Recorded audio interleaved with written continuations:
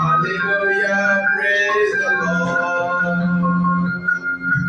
Hallelujah, for the Lord God omnipotent reigns. Hallelujah, hallelujah, praise the Lord. Hallelujah, for the Lord God omnipotent reigns. Hallelujah, hallelujah, praise the Lord. Hallelujah, for the Lord God omnipotent reigns. Hallelujah, hallelujah, praise the Lord.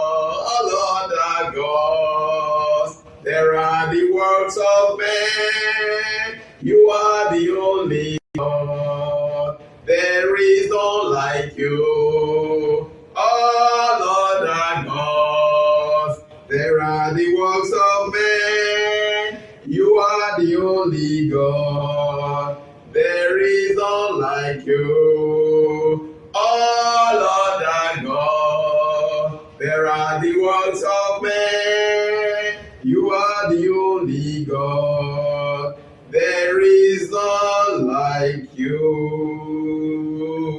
Holy Ghost by fire, fill my spirit, fill my soul, fill my life. Holy Ghost by fire, fill my spirit, fill my soul, fill my life. Holy Ghost by fire, fill my spirit, fill my soul, fill my life. Holy Ghost by fire, fill my spirit, fill my soul, fill my life. Fire me, child of God, let fire fall. Fire me, child of God, let fire fall. Fire me, child of God, let fire fall. Fire me, child of God, let fire fall. Let fire fall, let fire fall. Let fire fall, let fire fall. Si je suis enfant de Dieu, que le feu tombe. Si je suis enfant de Dieu, que le feu tombe. Je suis enfant de Dieu, que le feu tombe. Je suis enfant de Dieu, que le feu tombe. Que le feu tombe,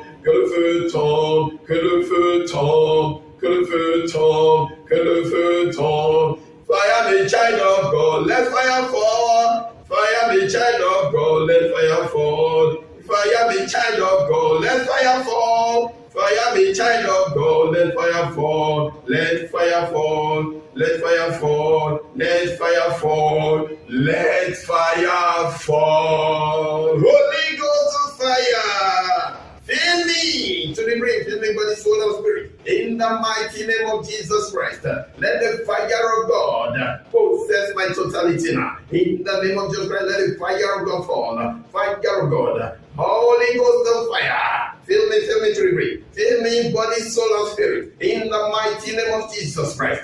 Feu de Dieu, feu du Saint-Esprit, emplis-moi, emplis-moi, emplis-moi corps, âme et esprit. Au nom puissant de Jésus, que le feu de Dieu descende, que le feu de Dieu descende, que le feu de Dieu descende. Feu de Dieu purifie et sanctifie ma totalité maintenant. Sanctifie cet environnement, sanctifie toute âme. Toute personne connectée à moi en ce moment, feu de Dieu, possède tout corps, toute âme et tout esprit. Au nom puissant de Jésus-Christ, feu du Saint-Esprit, possède ma totalité, possède ce moment, possède cet environnement, possède tout ce qui respire, toutes choses contenues dans les forces élémentales. Éternel Dieu mon Père, envoie ton feu purificateur, sanctificateur, purifie et sanctifie toute âme, tout esprit, tout corps, toute personne, toute chose dans cet environnement, toutes les personnes qui sont connectées à moi maintenant, qui me suivent en ligne. Éternel Dieu mon Père, où qu'ils se trouvent, qu'elles se trouvent, localise-les maintenant. Feu de Dieu, le feu sanctificateur, purificateur, le feu qu'aucun esprit, aucune puissance, aucune personnalité des ténèbres ne peut insulter. Le feu qu'aucun sorcier, aucune sorcière ne peut insulter, ne peut confronter. Descends. Emplis-moi corps, âme et esprit. Emplis-moi. Emplis toute personne qui m'écoute en ce moment. Emplis cet environnement. Emplis tous les environnements, surtout les personnes qui m'écoutent. Au nom puissant et précieux de Jésus-Christ, j'ai prié, nous avons ainsi prié. Amen. Amen.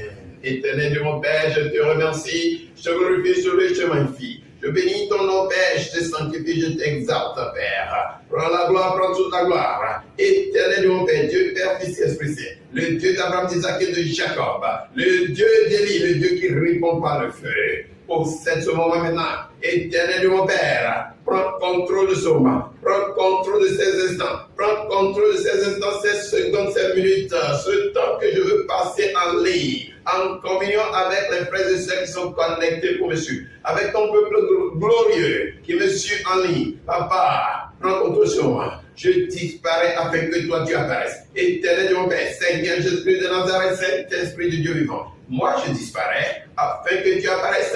Prends contrôle de ce moment. Prends contrôle de ce moment maintenant. Parle à ton peuple.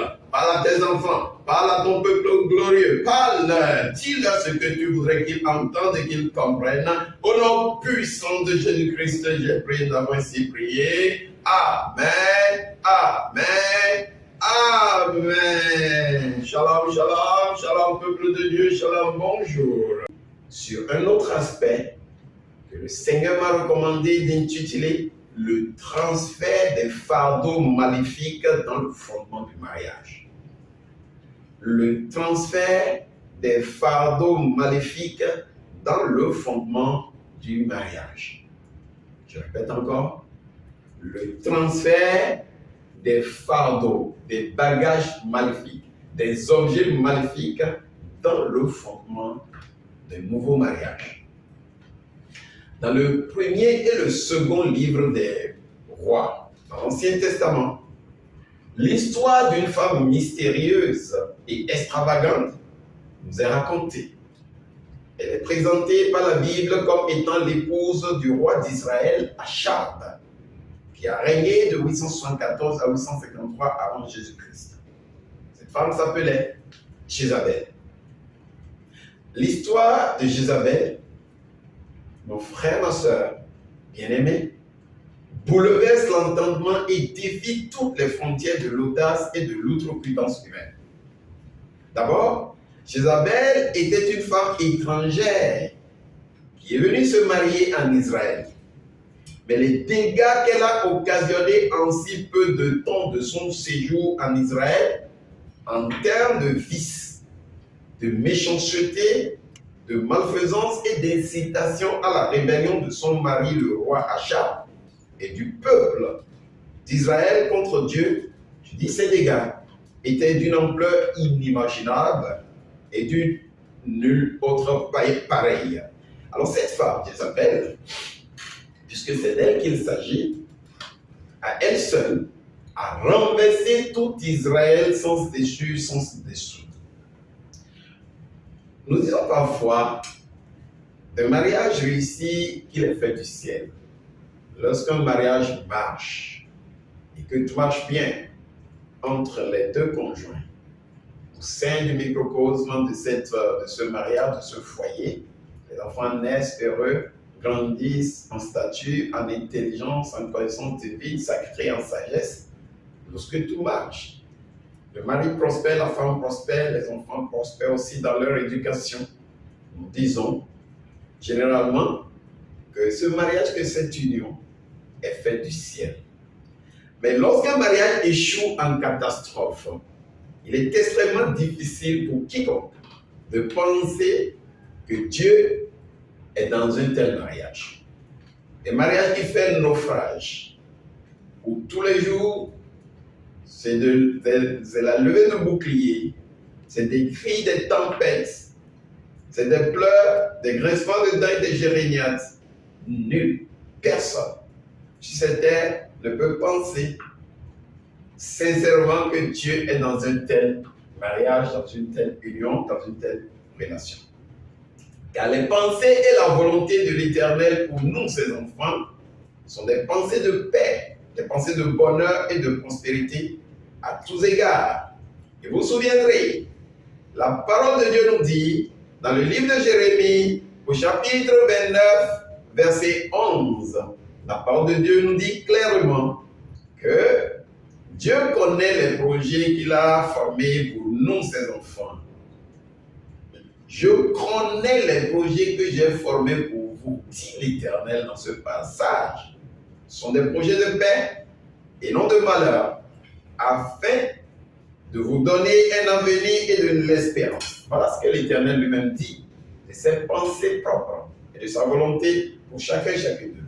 Donc, il est hors de question que lorsqu'un homme et une femme s'unissent dans les liens du mariage et que ça tourne au vinaigre, ça tourne au désastre, personne ne peut penser que Dieu est dans une telle union, dans une telle relation.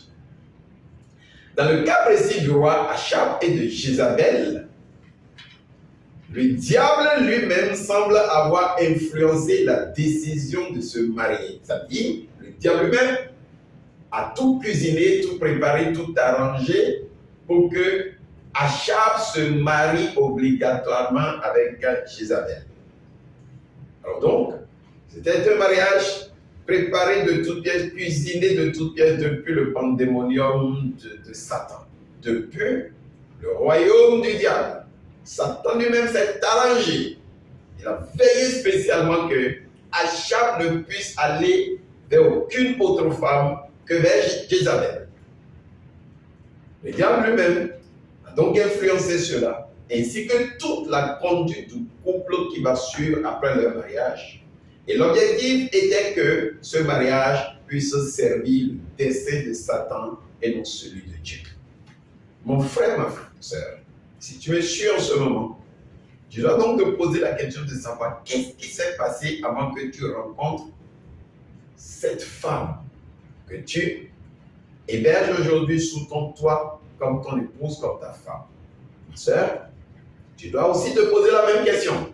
Que s'est-il passé dans l'invisible, dans le règne spirituel et même physique, afin que tu rencontres cet homme que tu appelles aujourd'hui ton mari, cet homme sous le toit de qui tu vis aujourd'hui? Que s'est-il passé? Quels sont les stratagèmes qui ont eu lieu avant que tu ne puisses te retrouver sur le chemin de cet homme, sur le chemin de cette femme? Quelque chose a dû obligatoirement se passer. Quelque chose qui dépasse l'entendement humain, qui dépasse la capacité de tout être humain sur cette terre, a dû se passer pour te pousser sur le chemin de cet homme ou pour te pousser sur le chemin de cette femme. Ce n'est jamais un hasard. Il n'y a pas de mariage de génération spontanée. Aucunement. Aucun mariage n'est une génération spontanée.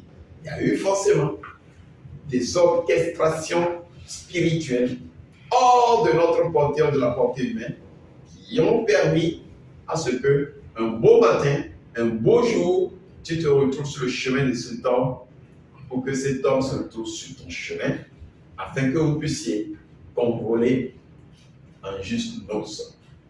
Alors donc, Satan peut préparer les mariages d'un homme ou d'une femme, tout comme Dieu prépare nos mariages quand nous recherchons sa face, quand nous allons vers lui en toute humilité, en toute obéissance. Enfin, sa parole, rechercher sa volonté, comme il nous guide, il guide nos pas, comme il nous oriente vers l'âme sœur, c'est de la même manière que Satan peut orienter, guider méticuleusement puis pointilleusement un homme ou une femme vers un conjoint ou une conjointe qui fera l'affaire du royaume des ténèbres. Mon frère, ma soeur, je prie pour toi, toi qui me suis en ce moment, vous qui me suivez en ce moment, si jamais vous êtes dans le cas et que par hasard, le diable, par ses stratagèmes, vous ont orienté vers les mauvais choix qui vous font souffrir en ce moment, Nous pouvons pleurer de jour comme de nuit, nous pouvons grincer des dents, que Dieu vous en délivre. Que l'Éternel Dieu Tout-Puissant fasse miséricorde. Éternel Dieu mon Père, je plaide le sang de Jésus-Christ, je plaide le sang de la réparation, je plaide le sang de la rédemption dans le fondement des foyers qui sont troublés, le fondement des foyers renversés, le fondement des foyers que Satan a cuisiné par ses stratagèmes, a forcé par ses stratagèmes. Éternel Dieu mon Père, intervient et restaure ses fondements, restaure ses foyers. Fais grâce, Seigneur. Au nom puissant de Jésus-Christ, j'ai prié. Nous avons ainsi prié. Amen, amen, amen. Mon frère et sœurs, dans notre exhortation de ce jour, nous allons prendre l'exemple sur ce mariage désastreux entre roi et Jézabel, la reine Jézabel dans la Bible, pour montrer comment l'union conjugale entre un homme et une femme peut facilement dévier du plan de Dieu pour devenir un piège infernal. Un piège sans fin, aussi bien pour l'homme que pour la femme, mais aussi pour les enfants et pour tous les autres parents et alliés du couple. La Bible nous enseigne des cas de femmes influentes. Nous en avons vu beaucoup. Nous avons vu Sarah, la belle, merveilleuse épouse du patriarche Abraham. Nous avons vu aussi l'autre Sarah, qui est citée aujourd'hui en exemple, et qui a eu la grâce de remplacer la reine Vashti à cause de ses qualités, à cause de son charme, mais à cause de ses talents, à cause de la grâce spéciale de Dieu qui était sur elle. Il y a des femmes merveilleuses. Nous avons connu Dorcas, Tabitha. Nous avons connu des femmes merveilleuses, influentes, qui ont transformé des destinées, même des destinées de leur peuple. Vous vous souviendrez que c'est grâce à Sarah que Mardoché a pu, grâce à Esther, j'allais dire que Mardoché a pu se tirer d'affaire. Donc nous connaissons aussi le cas de Esther. Esther qui est une femme glorieuse qui a servi l'Éternel et qui donc, oui, je disais, Esther qui a eu cette destinée brillante, cette grâce spéciale de l'Éternel qui lui a permis donc d'aller remplacer la reine Vashti qui a perdu la gloire de l'Éternel, qui est tombée de son piédestal dans le palais royal et qui a été remplacée par une jeune esclave, une jeune frêle gamine qui est en esclavage avec ses parents et qui a eu le privilège d'être propulsée au devant de la scène à cause de la grâce spéciale de l'Éternel qui était sur elle, pour aller donc remplacer la reine Vashti au palais de roi, et qui a conduit grâce donc à cette promotion extraordinaire, merveilleuse et divine qu'elle a reçue, conduit la destinée du peuple d'Israël, du peuple juif, pour les empêcher d'être exterminés par le plan diabolique de Haman. Alors donc nous avons connu des femmes comme ça, comme Esther dans la Bible, des femmes merveilleuses, comme Sarah, et comme Dorcas, comme Tabitha, mais aussi il y a eu dans la Bible des cas de femmes influencées par le diable. Beaucoup de femmes ont été aussi influencées par le diable. Il y a toujours des raisons pour qu'un homme ou une femme fasse le bon ou le mauvais choix dans la démarche de recherche d'une nation. C'est clair. Et c'est-à-dire donc qu'il y a des causes lointaines et immédiates qui conduisent inexorablement les gens à se retrouver dans des unions contre nature. Personne, aucun homme, aucune femme n'a jamais voulu souffrir l'enfer dans le foyer conjugal.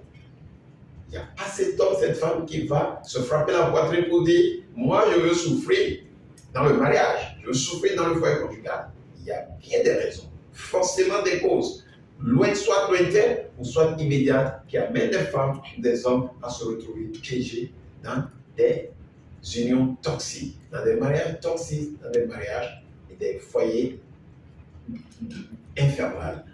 Alors nous allons donc voir quelques-unes de ces causes, quelques-unes de ces raisons. Qu'est-ce qui peut amener une femme, malgré elle, à faire fausse route, à faire le mauvais choix? Qu'est-ce qui peut amener un homme, malgré lui, à faire fausse route et à faire le mauvais choix? À l'époque de l'Ancien Testament, nous allons retourner dans de l'Ancien Testament, les mariages étaient des affaires entre familles, pour ne pas dire même entre entités. Il y a l'un de mes aînés qui disait la dernière fois que quand l'homme et la femme se retrouvent et se marient, les deux pensent que l'affaire se limite entre deux. Erreur. Le mariage est une affaire de 4 entités. Des entités spirituelles terribles que nous ne voyons pas parfois, de 4 fondements. Et selon la nature de ces fondements, dépendra donc de l'unité, de la stabilité de ce foyer, de ce mariage qui est scellé. Si les 4 entités qui constituent le socle de ce nouveau foyer, de ce nouveau mariage, sont des entités, des fondements renversés, alors soyez certains que le foyer nouvellement constitué aura été un fondement forcément renversé. Donc, dans l'Ancien Testament, le mariage, souvent un royaume, surtout au royaume, constituait une tactique de paix entre les rois, les monarchies, les collectivités privilégiées envoyaient donc leurs filles en mariage dans d'autres collectivités privilégiées pour maintenir le lien de stabilité et de paix. Vous appartenez à une collectivité royale, à une lignée royale, et vous voulez que la paix entre votre communauté, entre votre royaume et le royaume voisin perdure. Vous envoyez vos filles en mariage dans le royaume voisin et vice-versa. Pour maintenir donc la stabilité, les relations cordiales, de bon voisinage entre les royaumes. Et c'est ce qui se faisait donc avant. On envoyait donc les enfants comme des marchandises à monnaie d'échange de la paix, à monnaie d'échange de la stabilité des relations cordiales, des relations de bon voisinage entre 2 communautés, entre 2 royaumes, entre 2 collectivités. Donc, un roi donc donnait sa fille en mariage à un autre roi, en signe d'amitié aussi.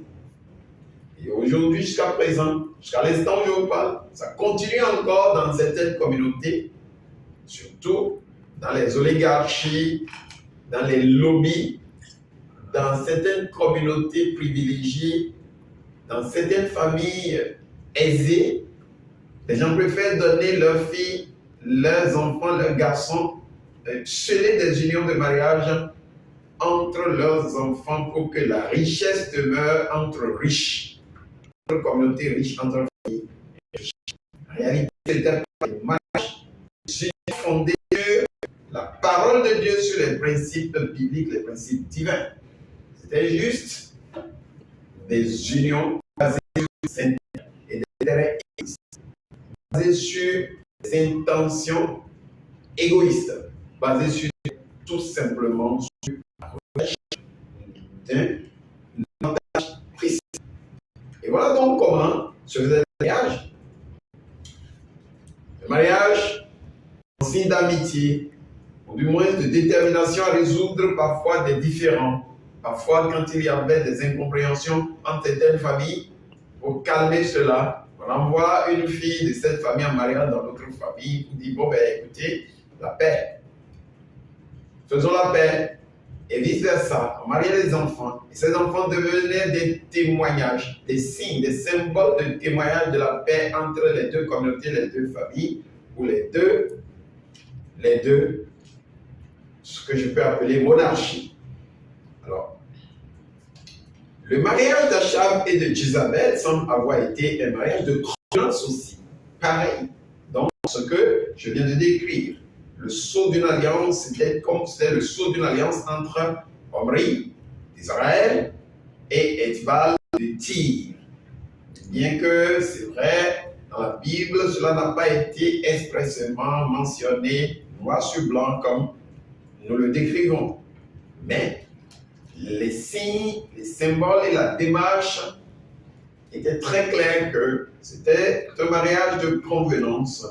C'était donc un mariage arrangé. Il est possible que cette union ait créé les conditions d'une solide relation de réconciliation entre les deux nations. Les gens voulaient la paix.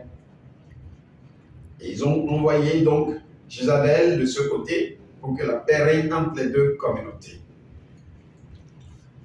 Et c'est oublié donc que Dieu est Dieu.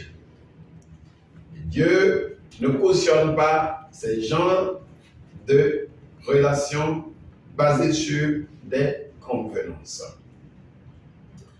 Ce qu'il est important de constater dans ce contexte, l'union par Dieu de deux vies en une seule devint un outil pour obtenir le plus grand avantage. Et c'est ce que Dieu a prévu.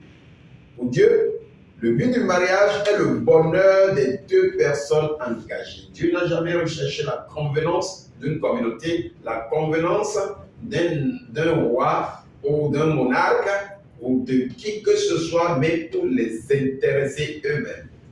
L'homme et la femme qui s'unissaient dans le lien du mariage était la préoccupation fondamentale de Dieu. Leur bonheur était la préoccupation fondamentale de Dieu et non un gain commercial ou un avantage financier pour des individus kidam, fut-il un roi, un monarque, un président, un richissime quelconque de telle ou telle communauté.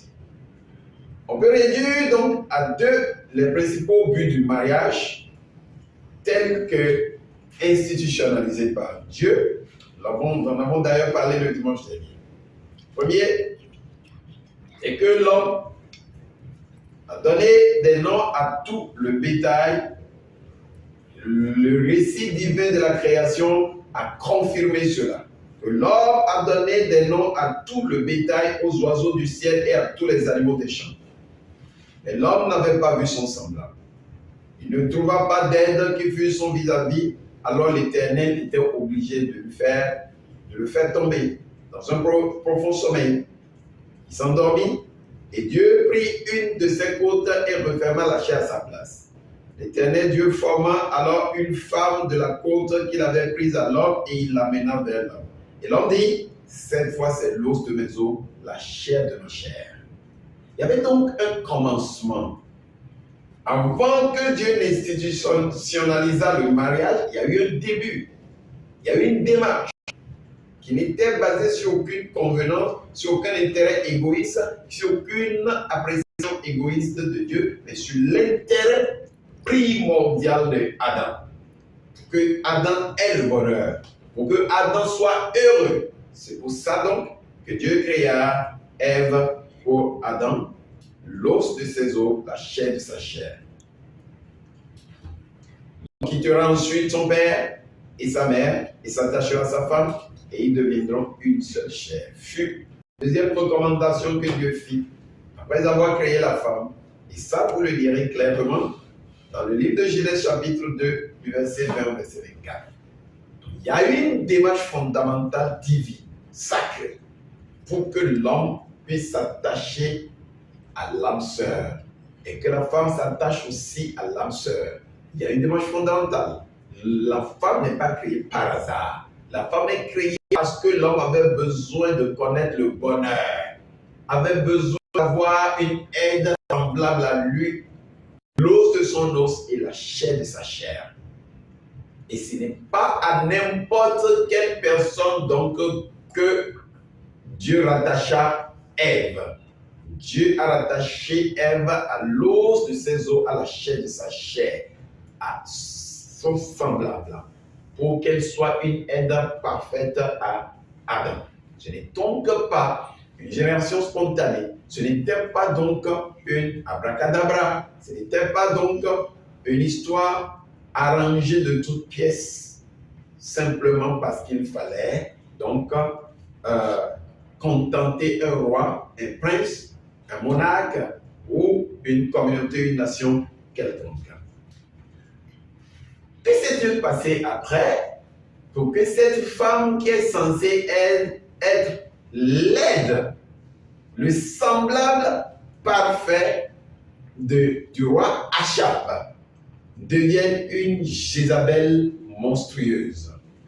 Qu'y s'est-il passé pour que cette femme nommée Jézabel, qui aurait pu être l'os des os de Achab et la chair de Achab et l'aile parfaite de Achab, devienne le monstre destructeur qui sera donc capable de tout Israël des choses.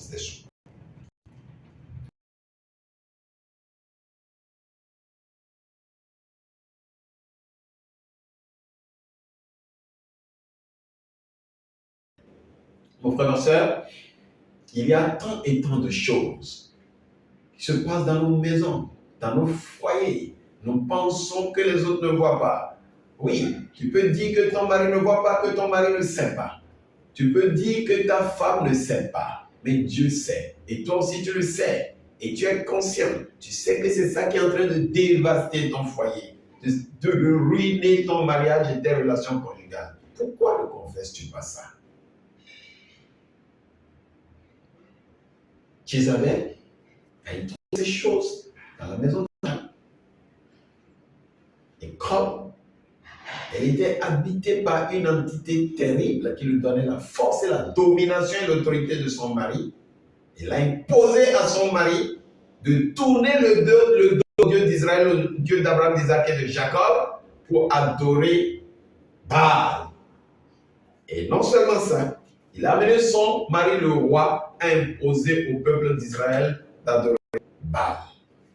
Voilà les erreurs fatales, les erreurs diaboliques, les erreurs que Achab a commises parce qu'il n'était plus lui en tant que roi, il a perdu toute autorité. Tel que l'union a été scellée entre cette femme démoniaque et monstrueuse et lui.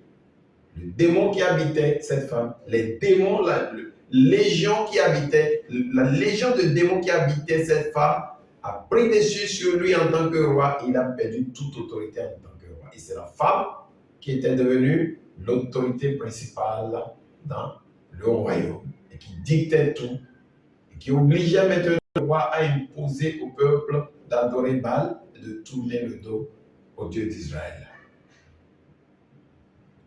Baal, le faux Dieu, du pouvoir et de la sexualité, ainsi que la fausse déesse de la fertilité, de l'amour et de la guerre, Asherah, sont introduits violemment dans un royaume où le Dieu qui règne jusqu'alors était le Dieu d'Abraham, d'Isaac et de Jacob, le Dieu d'Israël, le Dieu jaloux, le Dieu qui ne tolère pas la prostitution de ses enfants.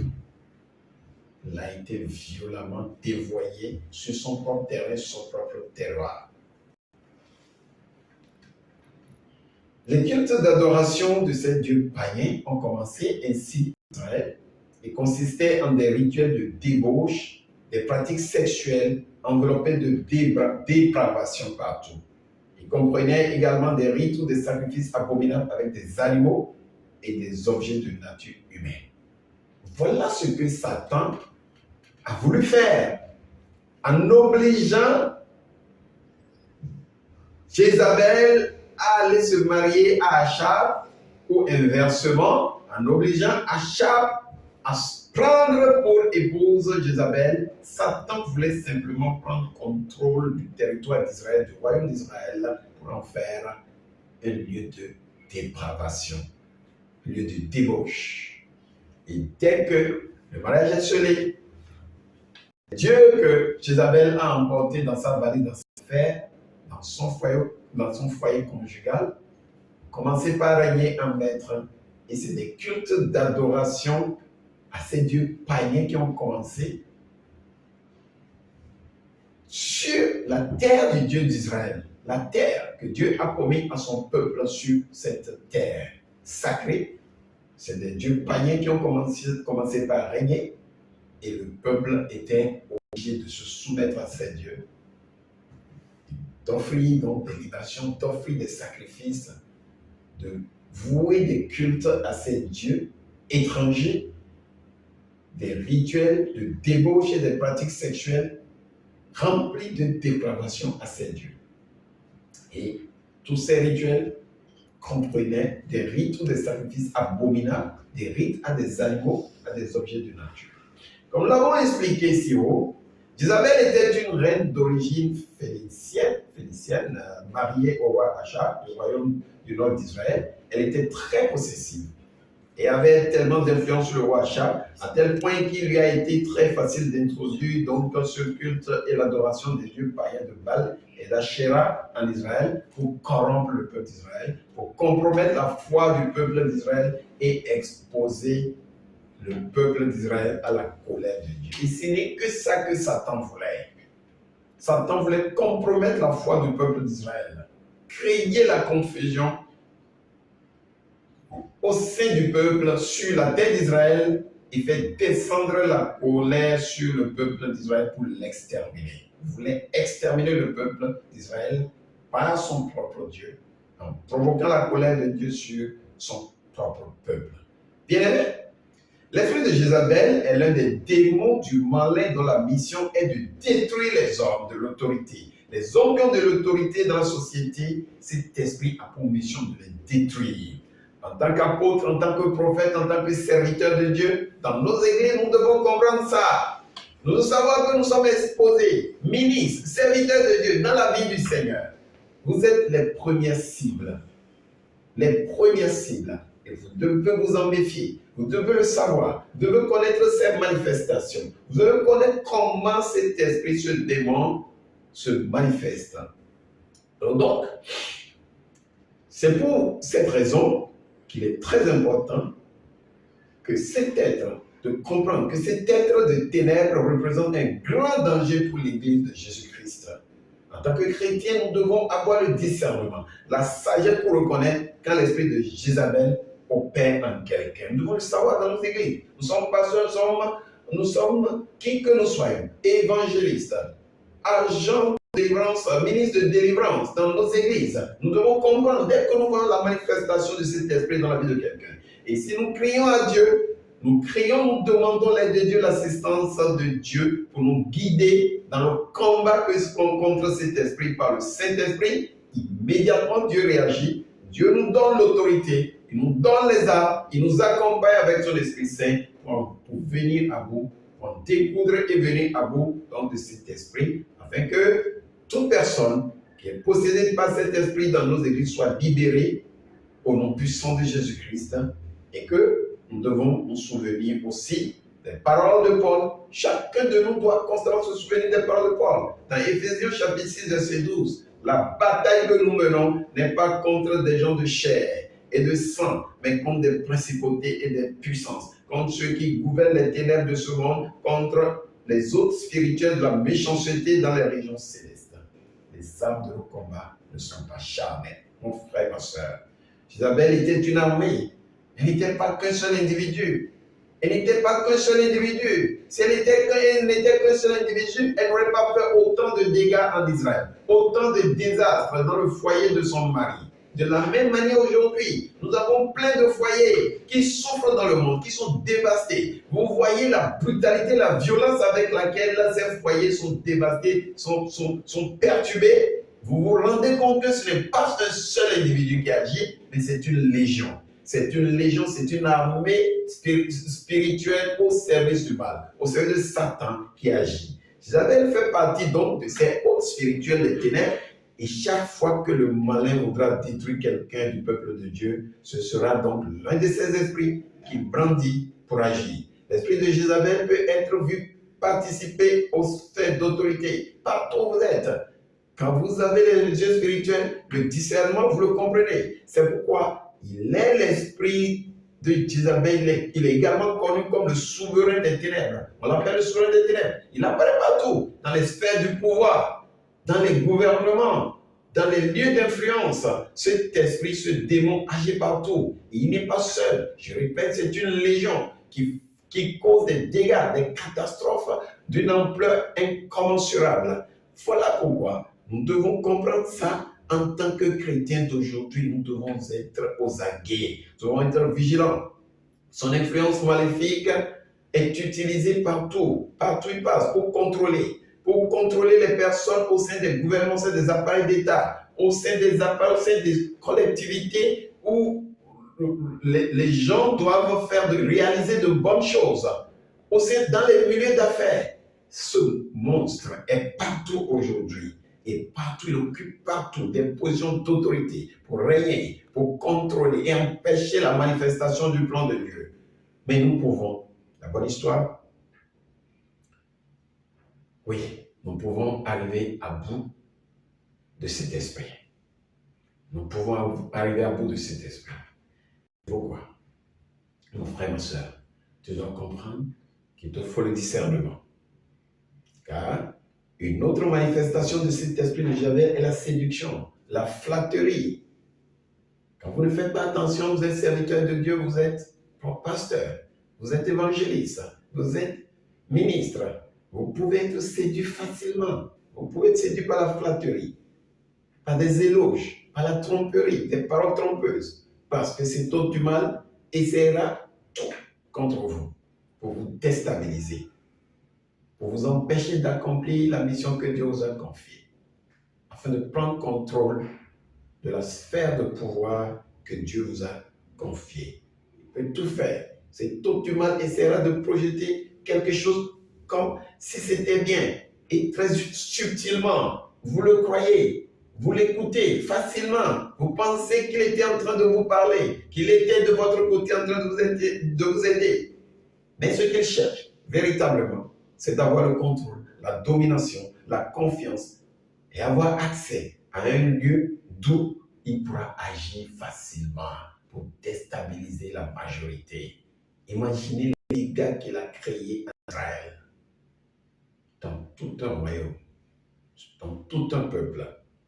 Et si une personne a servi à l'esprit de Jézabel, c'est une personne flatteuse, une personne qui flatte pour obtenir facilement des facilités, des opportunités. Jézabel était l'une des femmes les plus méchantes de la Bible. Quand vous lisez la Bible, une femme influencée par le diable. Elle est l'un des esprits les plus impurs. Dans la Bible, il est présenté, mentionné que Satan a été rejoint dans sa rébellion par un tiers des anges du ciel. Tous ces anges ont été expulsés par Dieu avec le cerveau, devant des démons sous le commandement du diable. Et quand vous lisez dans Apocalypse chapitre 12 au verset 4, vous voyez clairement que ça traînait un tiers des étoiles dans le ciel et les a jetées par terre. Donc il n'a pas voulu mourir seul. Il n'a pas voulu être rejeté seul. Il agit et il continue d'agir dans l'intention de pervertir et de détruire le maximum qu'il peut ensemble avec lui. Mais ce ne sera pas ton cas. Toi qui m'écoutes aujourd'hui, sache que tu es délivré. Cet esprit ne pourra rien faire contre toi. Je prie, je lève la voix avec autorité maintenant, je déclare que toute personne qui est sous le son de ma voix, qui m'écoute dans ce moment et qui est perturbée par l'esprit de Jézabel et qui est menacée par l'esprit de Jézabel, que le sang de Jésus-Christ en délivre. Depuis 2000 ans, Jésus-Christ a vaincu Satan. Jésus-Christ a vaincu Satan. Il a vaincu le royaume des ténèbres. Il a vaincu l'esprit d'enfer. Il a arraché la clé de la mort et de l'enfer à Satan. Alors ce n'est pas aujourd'hui que cet esprit pourra vous vaincre. Mon frère, ma soeur, je déclare, sois délivré, sois délivré, sois délivré, que le sang de Jésus-Christ te matérialise comme intouchable, que le sang de Jésus-Christ te matérialise comme intouchable. Au nom puissant et précieux de Jésus-Christ, j'ai prié de l'avoir ainsi prié. Amen, amen, amen. Mon frère, ma soeur, nous allons poursuivre ce message le dimanche prochain. Et si tu m'as suivi jusque-là, sache que tu ne peux régner sans avoir Jésus-Christ dans ta vie. Tu ne peux pas vivre la paix dans ton foyer, dans ton mariage, si tu n'as pas Jésus. Tu ne peux pas combattre l'esprit de Jézabel seul. Et je précise que cet esprit, ce démon n'est pas un esprit qui a un sexe. Beaucoup commettent l'erreur de penser que Jézabel, c'est une femme. Arrêtez de penser à cela. C'est un esprit asexué. C'est un démon asexué. Il peut infiltrer un homme comme une femme. Il peut utiliser un homme comme une femme. Il peut manipuler un homme comme une femme. C'est un esprit asexué, mon frère, ma soeur. Arrête de penser que c'est des femmes qui sont des Jézabel. Il y a des hommes Jézabel qui sont pires que des femmes aujourd'hui. Ils commettent plus de dégâts que les femmes. Mon frère, tu as besoin de Jésus-Christ dans ta vie. Si tu n'as pas Jésus-Christ, voici venu le moment. Car tu ne peux rien sans Jésus-Christ. Tu ne peux pas mener le combat contre Jézabel sans Jésus dans ta vie. Sans avoir la marque de Jésus-Christ sur ta vie, sur ta destinée, tu ne peux pas. Mon frère, si tu m'as compris, baisse la tête et confesse avec moi. Dis, Seigneur Jésus-Christ, je suis désolé. Seigneur, je n'avais pas compris. Seigneur, pardonne-moi. Seigneur, aide-moi. Je me suis laissé manipuler toutes ces années par l'esprit de Jézabel. J'ai agi aveuglément parce que j'étais sous l'influence de l'esprit de Jézabel, sous les démons de Jézabel, sous l'esprit de Baal et d'Asherah. Je suis désolé. Je suis désolé. Je suis désolé, Seigneur. Seigneur, fais miséricorde. Seigneur, pardonne-moi. Seigneur, je viens à toi aujourd'hui. Je viens à toi le cœur alourdi. Je me répands devant toi. Je confesse mes péchés de fornication, mes péchés sexuels, mes péchés d'idolâtrie, de désobéissance, et qui ont créé un terrain légal, des facteurs habilitant l'esprit de Jézabel pour venir m'infiltrer, pour m'utiliser contre mon propre foyer, pour m'utiliser contre mon propre mari, pour m'utiliser contre mon propre femme, contre ma propre femme, contre ma propre épouse. L'esprit de Jézabel m'a infiltré à cause de mes erreurs, à cause de mes péchés. Seigneur, je viens confesser mes péchés de désobéissance qui ont servi de terrain légal, de facteur habilitant l'esprit de Jézabel, à Satan pour m'infiltrer avec l'esprit de Jézabel et m'utiliser contre mon foyer, pour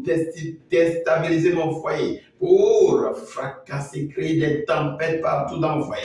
Père, aujourd'hui, je viens te confesser, Saint Jésus-Christ, accepte-moi et lave-moi avec ton sang, le sang que tu as versé sur la croix de Golgotha. Rachète-moi partout où Satan m'a vendu, partout où Satan est allé me vendre, ou en m'infiltrant avec l'esprit de Jézabel.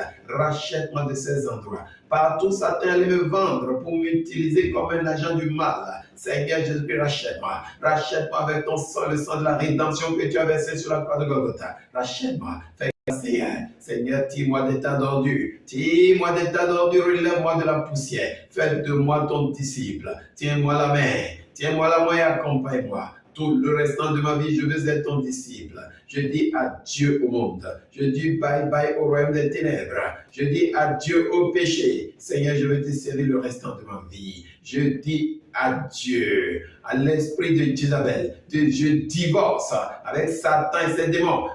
Je divorce avec l'esprit de Jézabel, avec Baal, avec tous les démons que l'esprit de Jézabel entraîne dans son cortège. Divorce avec vous. Je vous rejette. Je vous renie définitivement. Je m'accroche à Jésus-Christ. Je m'accroche à Jésus-Christ de Nazareth. Je scelle une nouvelle alliance avec Jésus-Christ de Nazareth pour le restant de ma vie. Au nom puissant et précieux de Jésus-Christ. Amen. Mon frère, ma soeur, si tu as fait cette prière avec moi, sache que Dieu t'a déjà libéré. Que Dieu t'a déjà pardonné. Que le sang de Jésus-Christ t'a déjà acheté. En ce jour sacré de la journée internationale de la femme, tu fasses l'histoire dans ta vie. Mais tu dois continuer par faire des efforts. Tu dois continuer à marcher avec Jésus-Christ. Tu ne dois plus retourner et vomir. Dis adieu à Satan. Dis adieu au diable. Dis adieu à Satan et tous ses démons. À l'esprit de la belle. Continue résolument avec Jésus-Christ de Nazareth. À faire du bien. À faire la volonté de Dieu. Et ici, tu verras que tu seras préservé. Ton foyer sera préservé. Ton mari sera préservé. Ton épouse, ta femme sera préservée. Tes enfants seront, garçons comme filles seront préservés. Le fondement de ton foyer, de ton mariage sera restauré. Accroche-toi à Jésus, mon frère, ma soeur. Et que Dieu te bénisse au nom puissant de Jésus-Christ. Éternel mon Père, je vais à présent prier pour tes enfants qui m'ont suivi jusqu'ici. Seigneur, oui, en ce jour spécial de la Journée internationale de la femme, tu as voulu parler à tes enfants. Tes enfants qui sont déjà en couple, qui sont déjà dans les liens de mariage, qui ont commis des erreurs en faisant des choix malheureux, en faisant des choix qui les ont conduits aujourd'hui dans l'enfer, dans des pièges sans fin, qui ont retourné le mariage contre eux, sur eux, comme des pièges sans fin. Père, je prie pour eux. Délivre-les, délivre-les, délivre-les. Fais miséricorde, papa, à tous tes enfants, hommes comme femmes, qui se sont retrouvés dans des mariages toxiques à cause de la pénétration, de l'entrée de l'esprit de Jézabel, à cause de l'infiltration de l'esprit de Jézabel, de ces démons. Papa, délivre-les. Papa, fais grâce, fais miséricorde. Quels que soient les mauvais choix qu'ils ou elles ont fait, quelles que soient les démarches, les causes fondamentales, les causes lointaines et immédiates les ont conduites à faire le mauvais choix, à choisir la mauvaise personne comme conjoint ou conjointe.